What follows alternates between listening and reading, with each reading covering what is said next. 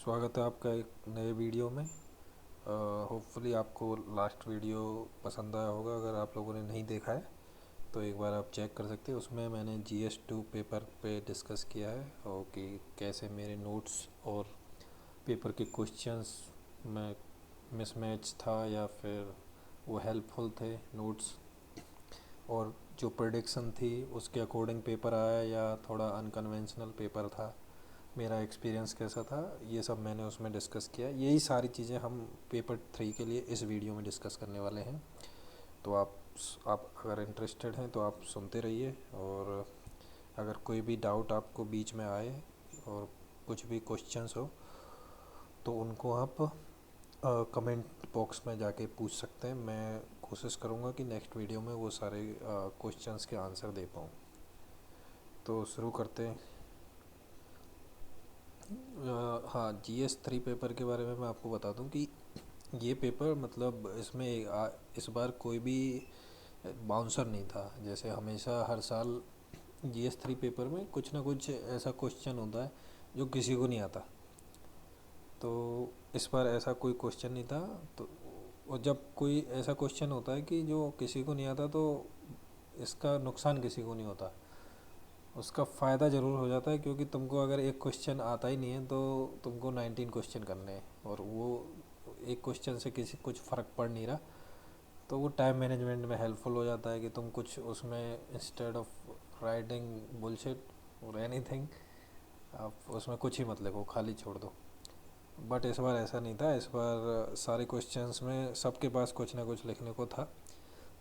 और एक और इंटरेस्टिंग चीज़ जो इस पेपर में थी वो ये थी कि जो 10 मार्कर थे उनमें आपके पास ज़्यादा लिखने को मटेरियल होगा, और जो 15 मार्कर हैं उनमें आपके पास कम लिखने को होगा। तो ये भी एक चैलेंज था कि जहाँ पे आपको कम आता है वहाँ पे आप ज़्यादा लिखो, और जहाँ पे आपको बहुत ज़्यादा आता है उसको आप कम करके लिखो। तो ऐसा ही ये पहला क्वेश्चन है कि examine the pattern and trend of public expenditure on social services. ये तो ये वाला क्वेश्चन है कि भाई 1990 के बाद जब से LPG रिफॉर्म हुए हैं हमारे कंट्री में, उसके बाद से इस सोशल सर्विसेज पे कैसे एक्सपेंडिचर बढ़ रहा है, और मतलब in consonance with the achieving the objective of inclusive growth. अब ये तो आपको पता ही होगा कि हर तीसरे के हर मतलब हर साल ऑक्सफाम जो है उसका रिपोर्ट में ये सब होता है कि भाई इंडिया में इनइक्वालिटी इतनी ज़्यादा हो गई है। अभी तो उन्होंने बोला था कि जो बिलियनियर राज है उसकी इनइक्वालिटी ब्रिटिश राज से भी ज़्यादा है। तो ये एक्सपेक्टेड था कि भाई इंक्लूसिव ग्रोथ, और हर साल ये इंक्लूसिव ग्रोथ पे क्वेश्चन आता है। बट इसमें दो टॉपिक को लिंक कर दिया कि भाई LPG रिफॉर्म और इंक्लूसिव ग्रोथ। तो वही है इसमें। अगर आपके पास डेटा नहीं है तो बहुत जेनरिक सा आंसर हो जाएगा। तो इसमें डेटा वही कि भाई हेल्थ पे हमारा एक्सपेंडिचर कितना हो गया, पहले कितना था अभी कितना हो गया, और गोल क्या है नेक्स्ट। इसके बाद एजुकेशन हो गया, हेल्थ हो गया, एजुकेशन हो गया, इसके बाद आपका हाउसिंग हो गया। इस तरह की और भी जो भी स्कीम्स जो वनरेबल सेक्शन के लिए हैं। इंक्लूसिव ग्रोथ की बात है तो सारे सेक्शंस के लिए जो भी हम सोशल सर्विसेज पे एक्सपेंडिचर कर रहे हैं, जो मनरेगा हो गया, और इसके अलावा हाउसिंग फॉर ऑल हो गया। ये सारे चीज़ें अभी तो मेरे को याद ही भी नहीं आ रहा है बहुत सारे पॉइंट्स, बट इन पे ही है। इसमें अगर आपके पास किसी पे डेटा था कि भाई इस पे 2% हो गया, हेल्थ पे हम एजुकेशन पे 3% के राउंड कर रहे हैं, मनरेगा में 80,000 करोड़ रुपए पर ईयर का बजट होता है, ऐसा कुछ कुछ डेटा अगर आपके पास था, और अगर आपने ग्राफ वगैरह बना दिए इसमें कि भाई पहले ऐसे था। बट मेरे पास उतना ज़्यादा डेटा इस क्वेश्चन के लिए था नहीं।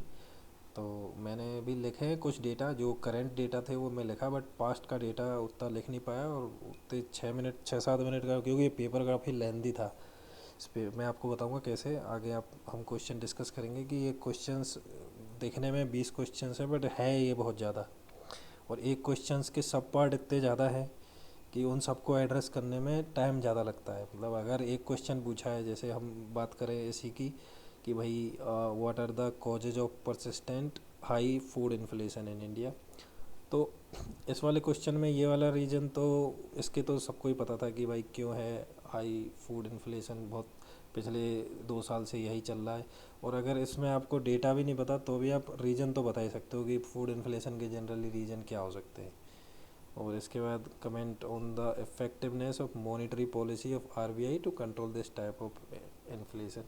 तो भाई इसमें यही आप, मेरा जो पॉइंट था वो यही लिखा कि मॉनेटरी पॉलिसी के कंट्रोल में बहुत एक्सटेंट तक ये नहीं है, क्योंकि फूड इन्फ्लेशन स्ट्रक्चरल रीजन से है और जो आरबीआई है वो मनी सप्लाई को, मॉनेटरी पॉलिसी से मनी सप्लाई कंट्रोल होती है। तो मनी सप्लाई से कुछ चीज़ें टेम्पररीली तुम कर सकते हो कंट्रोल, बट जो स्ट्रक्चरल प्रॉब्लम है वो एड्रेस नहीं होगी इससे। वो तुम्हारी फिजिकल मतलब पॉलिसी से कि आप एक्सपेंडिचर बढ़ाओ, इंफ्रास्ट्रक्चर जो है फूड का या फूड चेन है, सप्लाई चेन इंफ्रास्ट्रक्चर है, वो सब में इन्वेस्ट करना, उस टाइप से मैं लिखा है इसमें। तो ये इजी क्वेश्चन था, आई होप सबने ठीक ही किया होगा, ये कोई डिफरेंस क्रिएट करने वाले क्वेश्चन नहीं है। इसके बाद अगला है ये, हाँ लैंड रिफॉर्म। ये सारे क्वेश्चंस में मतलब ये ऐसे इनके नोट्स मैं आपको इसलिए नहीं दिखा रहा क्योंकि वो ऐसे टॉपिक है जो सबके पास नोट्स होते हैं, और ये क्योंकि ये इनका कोई एक जगह नोट्स नहीं हो सकता, क्योंकि ये बहुत इंटरमिंगल्ड, बहुत सारे क्वेश्चंस के बहुत सारे टॉपिक को एक साथ मिला के पूछ लेगा। तो आप एक जगह नहीं बना सकते, तो कहीं वहाँ से कहीं उधर से सब जगह मतलब बिखरा हुआ आपके पास डेटा और इसके क्वेश्चन को एड्रेस करने का मटेरियल आपके पास होगा। इसके बाद ये तीसरा जो क्वेश्चन है ये लैंड रिफॉर्म से रिलेटेड है, जो कि एक्सपेक्टेड होता है।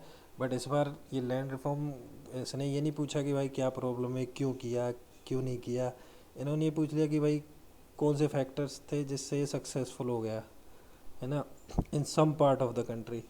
कहीं कहीं ये फेल हो गया, जैसे कि भाई वेस्ट बंगाल और केरला, वहाँ पे ये सक्सेसफुल थे हैं, और वो क्यों थे। तो अब इसका तो मैं उतना डिटेल में ये टॉपिक पढ़ा नहीं, मेरे जो नोट्स थे उसमें बहुत मोटे मोटे पॉइंट थे कि भाई क्या अभी इनिशिएटिव्स हैं, क्यों ज़रूरी हैं, और क्या क्या मतलब कौन कौन से लैंड रिफॉर्म हुए थे, कि लैंड सीलिंग हुआ था भाई और डिस्ट्रीब्यूशन हुआ था, यही सब चीज़ें। तो फिर मैं इसमें कॉमन पॉइंट जो उस टाइम मेरे को याद आया वो मैं यही लिखा कि सक्सेसफुल इम्प्लीमेंटेशन इसलिए हुआ कि मैं ध्यान में रखा कि भाई वेस्ट बंगाल में और केरला में कम्युनिस्ट गवर्नमेंट थी, तो वो उनका आइडिया ही है कम्युनिज्म का भाई कि सबके पास रिसोर्सेज का डिस्ट्रीब्यूशन हो। तो उन लोगों ने उस चीज़ को सीरियसली इम्प्लीमेंट करने की कोशिश करी, तो एक पॉलिटिकल विल में लिख दिया कि भाई पॉलिटिकल विल, लोग जो पॉलिटिशियंस थे उनकी विल कितना मतलब वो कितना चाहते थे। तो उधर के पॉलिटिशियंस थे वो, उनकी आइडियोलॉजी ऐसी थी कि भाई बटना चाहिए सब, तो उधर लोगों ने सीरियसली इस चीज़ को लिया। और बाकी जो इधर जहाँ पे जमींदारी अपने यूपी बिहार इस इधर के पार्ट में ये लोग उतना ज़्यादा सक्सेसफुल नहीं हो पाए।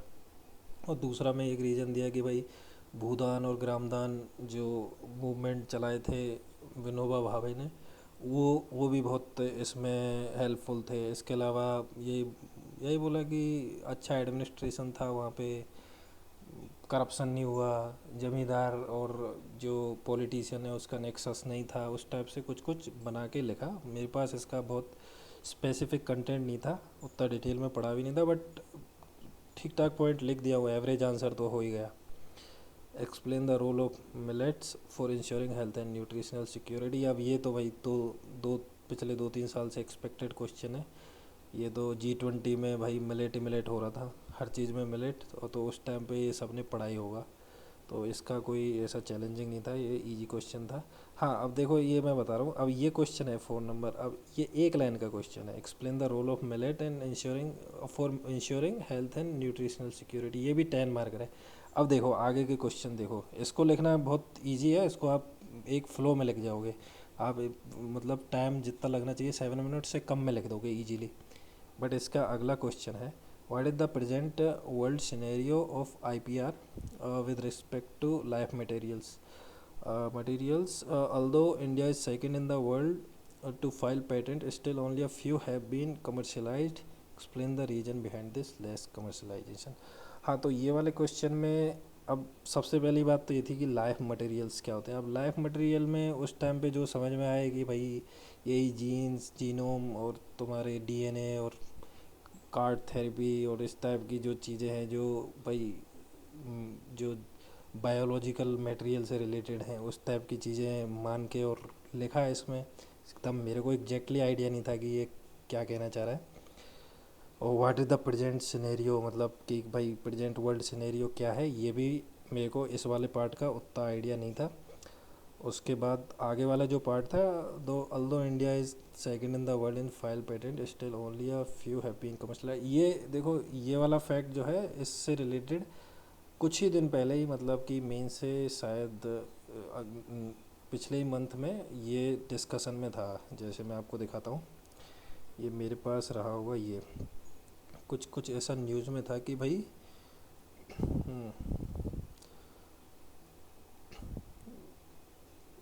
तो इसमें इसमें मैंने शायद ये मेरे शॉर्ट नोट्स में जो एग्ज़ाम से पहले वाले थे उनमें मैंने लिखा है कि क्यों न्यूज़ में था कि पहली बार इंडिया में जो एप्लीकेशन है पेटेंट के वो डोमेस्टिक एप्लीकेशंस ज़्यादा थे फॉरेन एप्लीकेशन से है। हालांकि अप्रूवल रेट तो अभी भी उन्हीं की ज़्यादा है फॉरेन पेटेंट एप्लीकेशंस की, बट जो अ, जो फाइल की है उसका इंडिया सरपास कर लिया जो फॉरेन पेटेंट एप्लीकेशंस है उसको। तो ये न्यूज़ में था तो मेरे को आइडिया था कि आईपीआर से रिलेटेड कुछ कुछ चीज़ें पूछ सकता है, बट उसने लाइफ मटेरियल पे पूछा वो अलग था। इसके अलावा बाकी तो उसने जो जो क्वेश्चन का लास्ट पार्ट है कि explain the reason behind the less commercialisation. अब तो लेस कमर्शलाइजेशन का वही है कि भाई क्या दिक्कत है, इश्यूज क्या है, यही सब लिख दिया कि लिमिटेड स्टेचुटरी रिकॉग्निशन और भाई लैक ऑफ डेडिकेटेड लॉ, कोई लॉ नहीं है, फ्रेगमेंटेड लीगल फ्रेमवर्क है।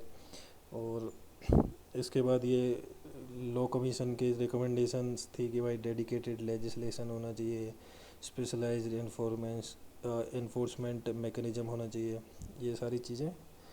तो ये भी बहुत स्पेसिफिकली एड्रेस नहीं हो पाया मेरे से, मतलब ये मेरे को पेपर 3 काफ़ी चैलेंजिंग लगा। अब पता नहीं है शायद बहुत सारे दोस्तों को चैलेंजिंग लगा था ये।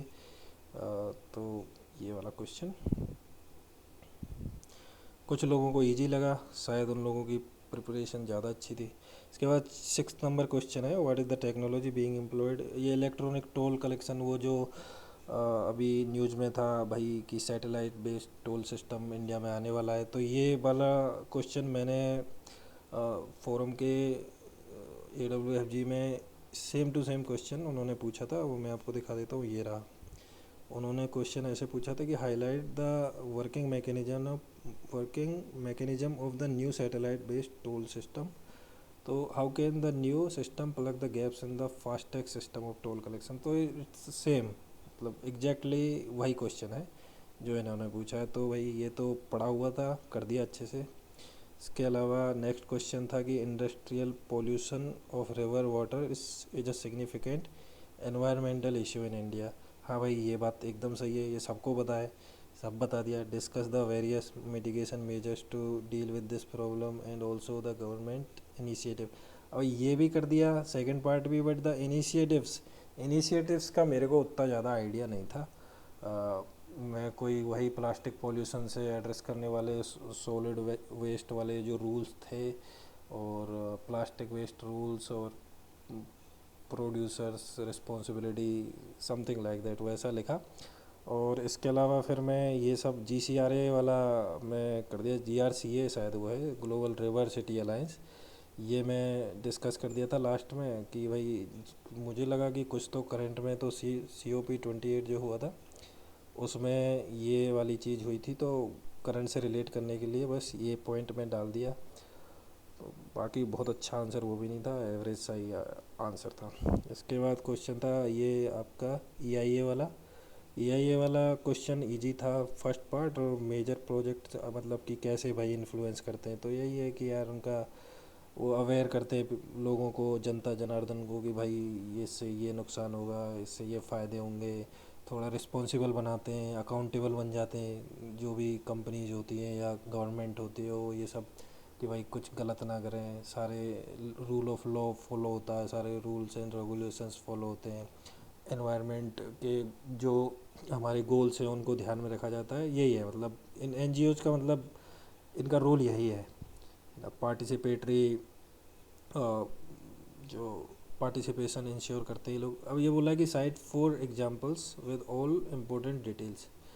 अब एनजीओ एंड एक्टिविस्ट, तो अब एनजीओ एंड एक्टिविस्ट के 4 एग्जाम्पल्स इन्होंने पूछे हैं, तो वही बता दिए। कुछ कुछ याद आए उस टाइम पे कि तुम्हारा एक तो ग्रीन पीस का याद आया कि ये ग्रीन पीस बहुत एनजीओ है ग्रीन पीस जो इन्वायरमेंट से रिलेटेड इश्यूज को एड्रेस करता है, इसके बारे में बोल दिया था। इसके अलावा शायद कुछ एक हरगीला आर्मी करके है, मेरे को उतना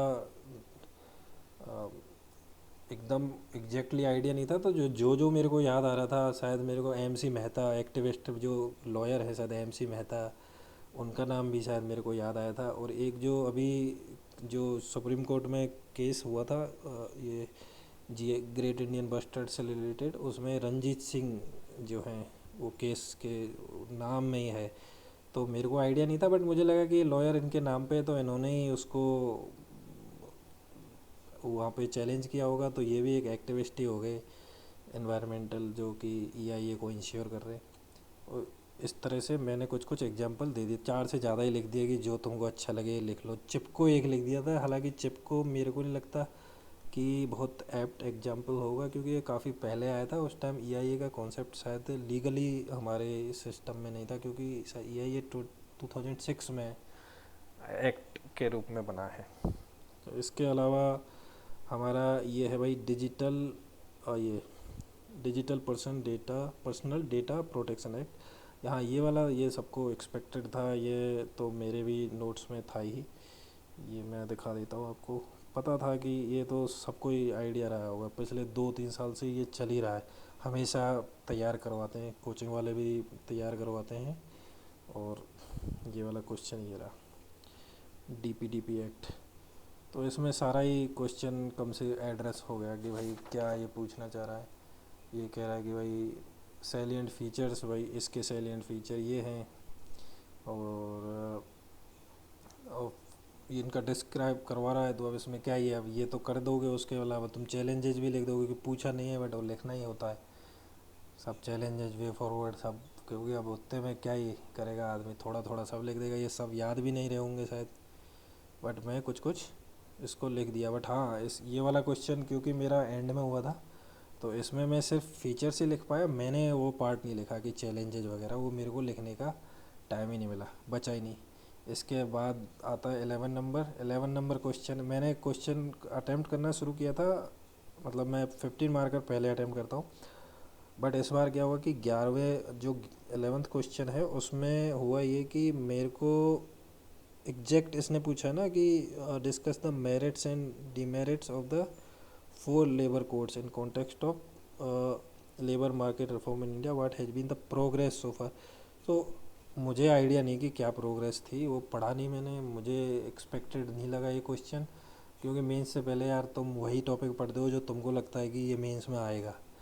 तो वैसे तो आइडिया था, थोड़ा थोड़ा रफ आइडिया, बट उतना स्पेसिफिक नहीं पता था, तो मैं सोचा कि इसको लास्ट में करूँगा। और लास्ट में ये पेपर इतना लंबा मेरे को लगा कि मैं इस तक पहुँचा ही नहीं, ये तो आधा रह गया। आधा क्या मतलब इसका तो कह ही दिया, ये वाला एड्रेस कर दिया, बट क्योंकि वे फॉरवर्ड और कंक्लूजन नहीं लिखा तो अधूरा ही सा रह गया ये तो बिल्कुल ही छूट गया। इसके बाद ये है what is the need of expanding the regional air connectivity in India in this context, discuss the government उड़ान स्कीम एंड। हाँ ये क्वेश्चन ठीक से कर दिया था क्योंकि ये तो कॉमन सा ही है, पहले वाला पार्ट और उड़ान वाला मेरे नोट्स में था ही, ये मैंने पढ़ा भी था उस टाइम पे। ये मेरे छोटे नोट्स थे, ये बस इतना सा एविएशन से रिलेटेड, ये इतने से नोट्स थे कि अगर ये एक्सपेक्टेड तो रेल एक्सीडेंट और इस टाइप का कुछ था कि भाई यहाँ से पूछेगा कि इस बार रेल के इतने एक्सीडेंट हुए तो शायद उससे रिलेटेड कुछ पूछेगा, बट वो पूछा नहीं इन्होंने, एविएशन पूछ लिया जो कि उतना एक्सपेक्टेड, मतलब एक्सपेक्टेड तो हमेशा ही है, बट मतलब तुम अगर मेन से पहले पढ़ोगे तो तुम शायद इसको बस ऐसे जैसे मैंने पढ़ा है वैसे ही पढ़ोगे। तो इसमें हो गया था आज ये सूडान जो था इसका चैलेंजेस बता दिया मैं, ये 3-4 challenges, poor MRO facilities, promote fly, ये वे फॉरवर्ड हो गया, बस ये, हाँ ठीक से एड्रेस हो गया था, मुझे मुझे लगा कि ठीक से कर दिया मैंने, पूरा 3 पन्ना खचाखच भर दिया। और क्या चाहिए उन लोगों को, इसी चक्कर में छूट गए क्वेश्चन ज़्यादा आने के चक्कर। ये है भाई कि व्हाट ये challenges face by Indian irrigation system in recent times. अब ये इरिगेशन का क्वेश्चन हर साल आता है, ये तो सबको पता ही था कि चैलेंजेस क्या है हमारे भाई। हम लोग बहुत पानी वेस्ट करते हैं, पानी को एक्सपोर्ट भी करते हैं, वर्चुअल वाटर एक्सपोर्टर है हम सबसे बड़े। 90% हमारा जो है फ्लड मतलब जो अंडरग्राउंड वाटर से हम यूज होता है वो इसी में यूज होता है, इरिगेशन में। और कोई साइंटिफिक तरीका है नहीं, होल्डिंग्स छोटी हैं तो किसान के पास उतना पैसा भी नहीं होता है कि वो बहुत साइंटिफिक और आजकल की जो मॉडर्न टेक्निक्स हैं उसको यूज कर सके। तो ये है कि इसने ये पूछा कि what are the major challenges face by Indian irrigation system in recent time. तो रिसेंट टाइम में क्या इरिगेशन, वही है कि भाई लैंड होल्डिंग्स छोटी है, किसान के पास पैसा नहीं है, वो अवेयर नहीं है, टेक्नोलॉजी का एडोप्शन नहीं है, हमारे पास खुद की उतनी अच्छी टेक्नोलॉजी नहीं है, हम लोग खुद इजराइल से लेते हैं ऐसा। उसके बाद state the measures taken by government to efficient. और इसमें क्या है, एक ही मेरे को स्कीम याद आ रही थी, वो कृषि सिंचाई वाली जो पीएम कृषि सिंचाई योजना है, उसमें 3-4 पार्ट है, पर ड्रॉप मोर क्रॉप और accelerated benefit, I don't know अभी तो याद नहीं है, उस टाइम मेरे को 3 याद थे क्योंकि मेरे को पता था वह वो पूछेगा। उसके अलावा ये सब बोल दिया कि भाई हम बायलेटरल एग्रीमेंट्स कर रहे हैं टेक्नोलॉजी का इजराइल से। और वे फॉरवर्ड में वही सब लिख दिया कि भाई जैसे नियोम प्रोजेक्ट है सऊदी अरबिया का, वहाँ पे वो वाटर कंजर्वेशन और इरिगेशन वाला बहुत एफिशिएंट सिस्टम यूज कर रहे हैं, हमें भी वो सब करना चाहिए। इसके अलावा ट्रेडिशनल कनात, जो कि अभी प्रीलिम्स में मैंने पढ़ा था, कनात सिस्टम और कोई दादी सिस्टम, ये सब में लिख दिया वे फॉरवर्ड में। तो ठीक है, मतलब थोड़ा थोड़ा कुछ कुछ प्रीलिम्स के और करंट की नॉलेज यूज हो गई। ठीक ही एड्रेस हो गया था ये वाला क्वेश्चन मेरे हिसाब से, तो एक्सपेक्टेड था, सबने कर ही दिया होगा। इसके अलावा ये है तुम्हारा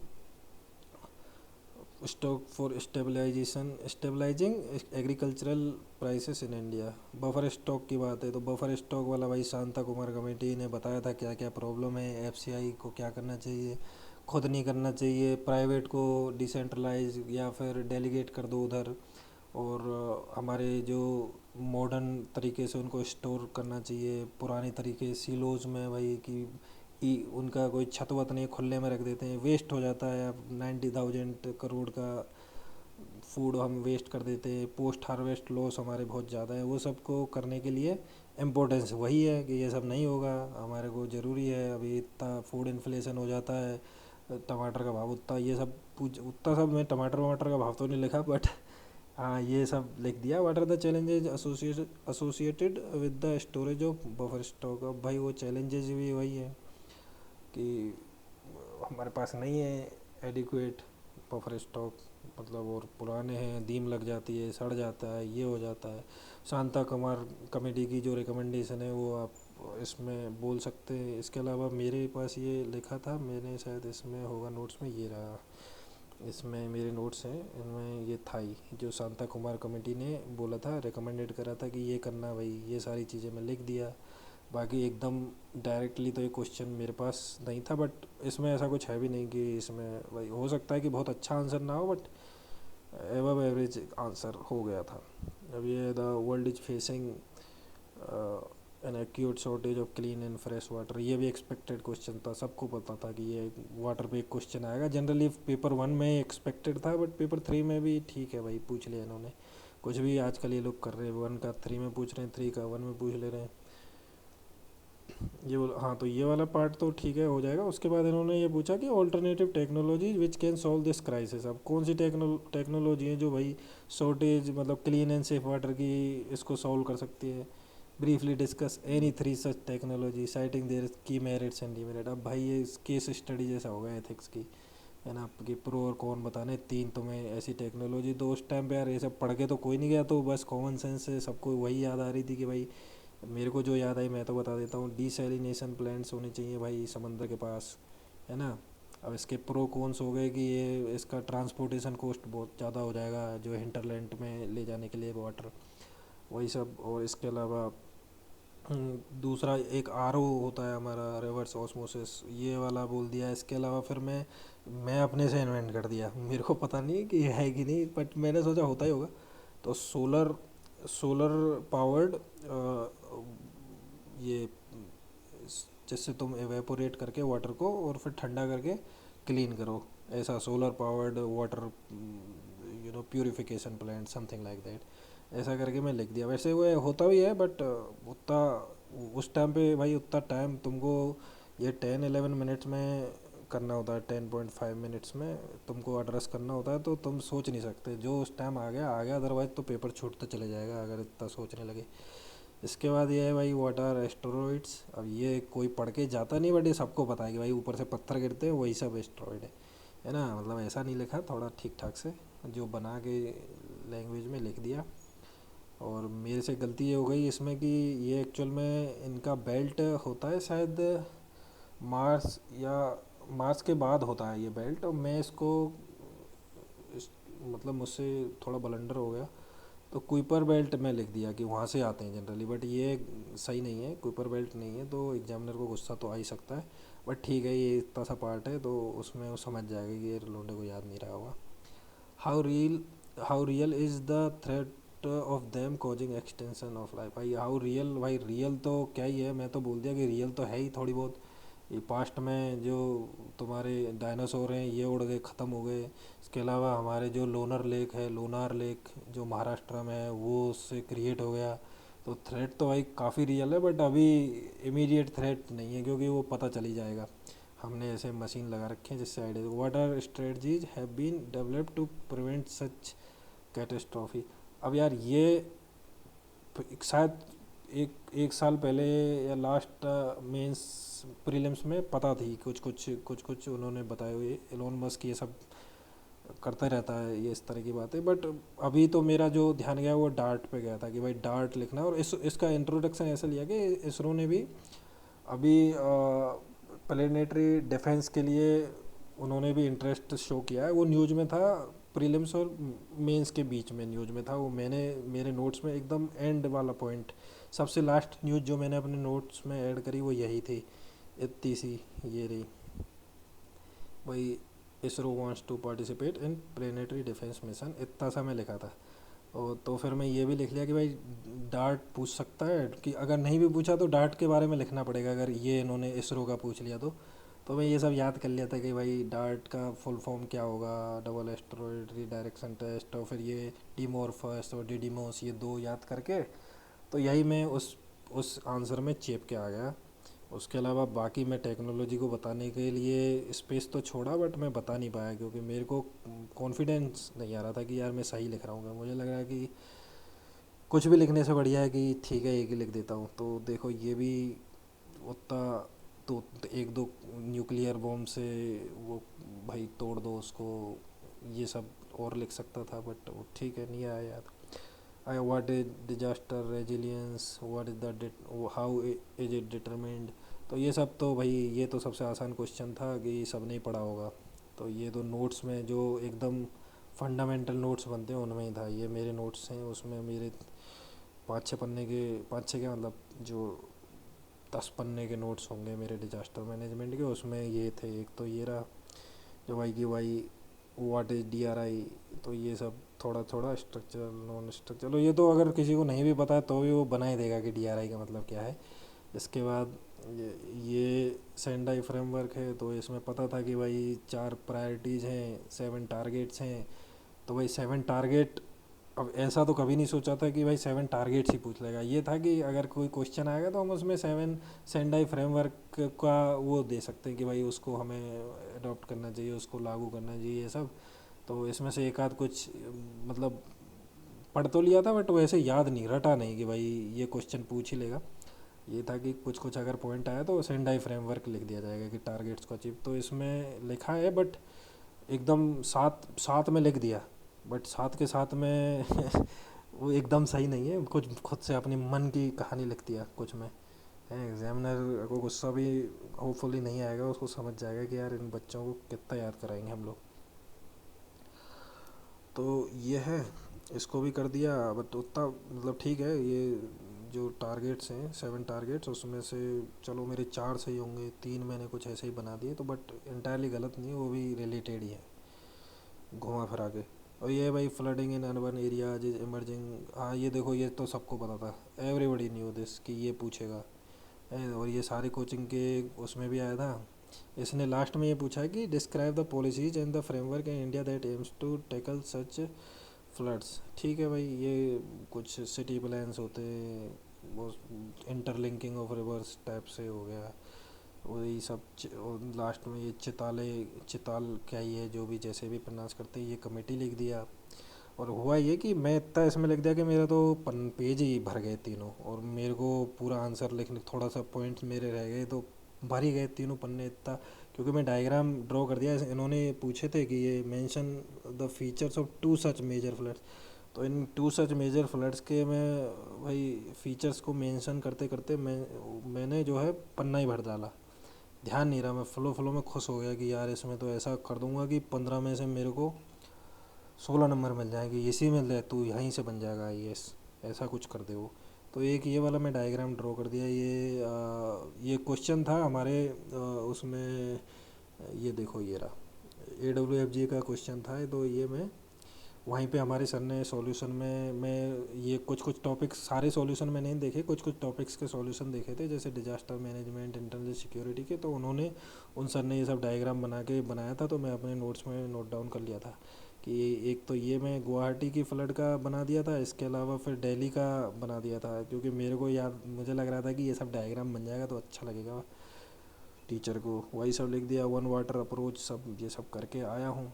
अब बाकी तो मेरे को याद भी नहीं है कि मैं कितना और अच्छा लिख के आऊँ, बट ये सब पॉइंट्स मैंने लिखे थे। और ये ऐसा क्वेश्चन है कि इसको भी, ये भी मोस्ट एक्सपेक्टेड क्वेश्चन था। इसके अलावा भाई इंडिया लॉन्ग ट्रबल्ड, चाइना और पाकिस्तान के साथ जो है बॉर्डर इशू है ही, वो तो ये बहुत कॉमन सा क्वेश्चन था, हर साल आता है सेम क्वेश्चन, वही पॉइंट है, वही लिख लिखा के सब लिख दो। इसमें वही सब में ये सियांगकांग, ये पता नहीं शांगकोंग प्रोनाउंस कैसे करते हैं, बट ये विलेजेज हैं जो डुअल यूज विलेजेज, जो चाइना ने बॉर्डर के पास बनाए हैं हमारे इंडिया के, जो लोगों के रहने, जो बोल तो रहा है कि यहाँ पे लोग रहेंगे, बट वो मिलिट्री के लिए भी यूज हो सकते हैं। तो ये इसको काउंटर करने के लिए फिर इंडिया ने अपने भाई वाइब्रेंट विलेज वाला सिस्टम चलाया है कुछ। तो ये सब चीज़ें इसमें थी। BADP, ये सब तो सब हम लोग पढ़ते ही हैं, कुछ अगर नहीं भी पढ़ता तो नॉर्मली आप बना लोगे पॉइंट, अगर आपको एक दो पॉइंट भी याद है, इसमें कुछ ऐसा था नहीं। सोशल मीडिया और ये इनक्रिप्टिंग मैसेजिंग सर्विसेज, तो इसमें सोशल मीडिया का तो पता ही है, सबको सबको पढ़ाया ही जाता है, हर कोई को कॉमन चीज़ें, ये तो मतलब बेसिक नोट्स में पढ़ाई जाती हैं। Level of address the security implication also suggest the other remedy to address the problem. ये क्वेश्चन इनक्रिप्टिंग मैसेजिंग सर्विसेज वही है भाई, व्हाट्सएप वगैरह तो हम इनक्रिप्ट नहीं कर सकते, तो आतंकवादी लोग जो है बात करते हैं कोई, और जो करप्ट ऑफिसर है वो भी व्हाट्सएप से बात करते हैं, तो भाई इसका ये चैलेंजिंग है, बता दो कि इससे पकड़ में नहीं आते लोग। तो ओवरऑल जो मेरा इम्प्रेशन इस पेपर का था कि इसमें बहुत स्पेसिफिक डिटेल्स पूछी हैं, जैसे हर क्वेश्चन को आप देखें तो उन्होंने बता दिया कि भाई ये 15 नंबर का क्वेश्चन है, इसमें 3-4 पार्ट हैं, तो 4 पार्ट के इतने इतने नंबर हैं, तो अगर आपको सब में वो ऐसे ही मार्किंग होगी, तो भाई आप किसी में एक एक को एड्रेस नहीं किए, किसी में मतलब हर एक क्वेश्चन में एडिक्वेटली नहीं कर पाए किसी एक पार्ट को, क्योंकि बहुत स्पेसिफिक डिटेल्स पूछे हैं, बहुत ब्रॉड क्वेश्चंस इन्होंने एक आधी पूछे हैं, बाकी स्पेसिफिक हैं। और स्पेसिफिक में और जनरल पेपर में ये है कि जो सबको एक्सपेक्टेड है उसमें थोड़ी मार्किंग टाइट होती है, तो मुझे लगता है कि लोगों को, हालांकि ये पेपर आउटसाइड से इजी लगा, बट इसको लिखना काफ़ी कठिन, मेरे को पर्सनली सबसे कठिन पेपर यही लगा, पेपर 3, क्योंकि इन्होंने बहुत ज़्यादा स्पेसिफिक डिटेल्स पूछी थी जो कि मेरे पास नहीं थी। और कोई भी, जैसे कि अब आपको मैं बता दूं, जो मैंने एक्सपेक्ट किए थे इसमें टॉपिक इसमें होगा इस साल के, उनमें से कितना इसमें हो पाया इसका देखते हैं। पेपर 3 शायद सबसे ऊपर है, ये रहा। इसमें देखो इधर से अनएम्प्लॉयमेंट वाला इश्यू था, ये एक्सपेक्टेड था, बट इन्होंने कुछ नहीं पूछा। इसमें देखिए कुछ नहीं है, एमएसपी वाला भी इश्यू नहीं पूछा, इंडिया वो ये पेपर 2 में पूछ लिया है। कहाँ चले गए, रुको, वो पेपर 2 में पूछ लिया। इसके अलावा इन digital India, deep tech, DPI कुछ नहीं पूछा। इसरो, एआई रेगुलेशंस, स्पेस डाइब्रेस वो पूछना था, वो नहीं पूछा।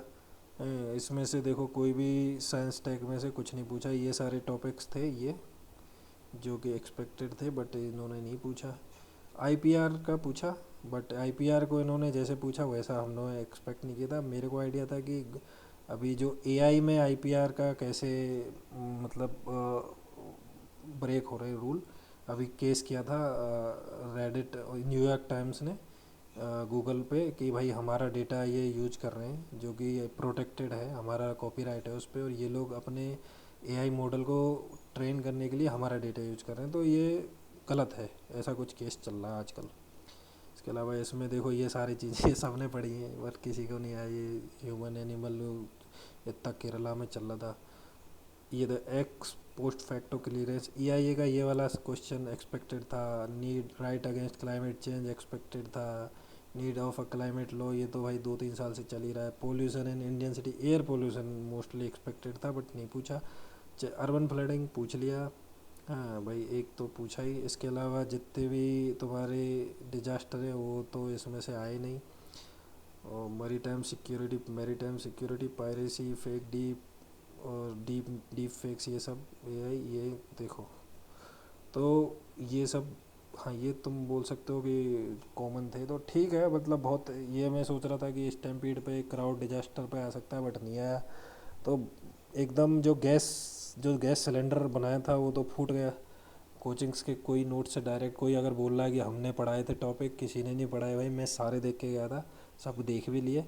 ये सब क्वेश्चन नहीं पढ़ाए। जिसने अच्छे से पढ़ा, जिसने सबको पढ़ा, जिसका आंसर राइटिंग प्रैक्टिस अच्छा है उसका ही पेपर अच्छा होगा। इसमें भी आप लोग देखोगे कि जो स्कोर्स हैं वो हर साल के जैसे ही बहुत अच्छे नहीं आएंगे, और 100 मार्क तो बहुत अच्छा होगा। जैसे लास्ट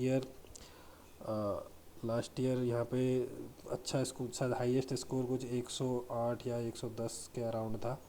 तो ये उतना ही रहेगा उससे, मतलब मोस्टली जो एवरेज है टॉपर्स का वो यही 95 और इस पे आके रुकेगा। तो अगर आप 90+ इसमें स्कोर कर रहे हो तो बहुत अच्छा हो स्कोर, मैं मानता हूँ। आज अगर मार्किंग बाकी तो देखो, यूपीएससी किसी भी पेपर को बना देती है हीरो, तो होपफुली ये इसको हीरो ना बनाए। बनाना है तो कोई दूसरा बना दे भाई, नहीं इसको हीरो बना दे तो हम बर्बाद हो जाएंगे। क्योंकि इसमें ये सिंपल क्वेश्चन, मतलब मेरा इस वाले में कम से कम अगर मैं एवरेज आंसर भी लिखता तो 4 मार्क्स तो मिल ही जाते। तो 4 मार्क्स का नुकसान मेरे को हो गया, तो मेरे को दुख है उसका।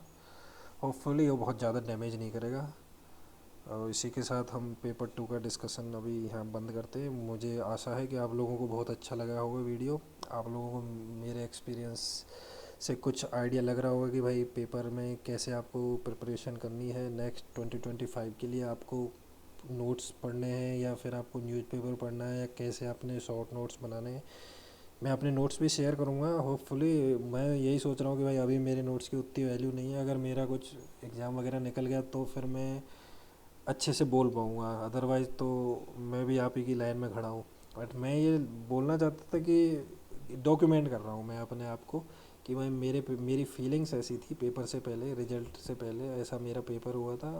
अब बाकी रिजल्ट जानेगा जो होगा बाकी देखो। Thank you very much for watching. अब आपको कमेंट करिएगा, आपकी जो भी डाउट्स हैं उनको नीचे लिखिएगा।